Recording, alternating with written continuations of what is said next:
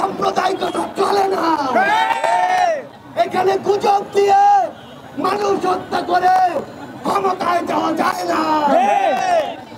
আমরা পৃথিবীর প্রত্যেকটি দেশকে বলে দিতে চাই, আমাদের সাথে সম্পর্ক হতে হবে সম্মানের, সম্পর্ক হতে হবে সমতার। কেউ যদি শোষণের দৃষ্টিতে আমাদের দিকে তাকায়, আমরা সেই চোখ উপড়ে ফেলবো। আমরা আপনাদেরকে একটি কথা বলে দিতে চাই, আগামীর বাংলাদেশে আপনাদের হয়ে জাতীয় নাগরিক কমিটি সাম্য, মানবিক মর্যাদা এবং ন্যায় বিচারের বাংলাদেশ রাষ্ট্র কায়েম করবে।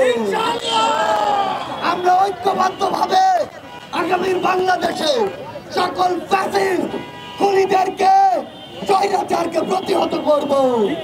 1947 থেকে 1971, 71 থেকে 90, 90 থেকে 24, এই প্রত্যেকটি সময়ে এই জনপদের রাষ্ট্র হয়ে ওঠার সময় এসেছিল, সুযোগ হয়েছিল।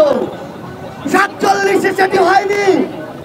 71-এ শেখ মুজিবুর রহমান তার পারিবারিক মুজিববাদ প্রতিষ্ঠা করতে গিয়ে বাংলাদেশ রাষ্ট্রের স্বার্থ বিসর্জন দিয়েছিল।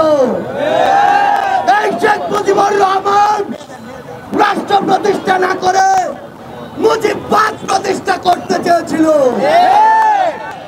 আপনাদের সাথে আমাদের আগামীর পথ চলা হবে সংগ্রামের রাজপথে, অথবা বিজয়ে। ইনকিলাব।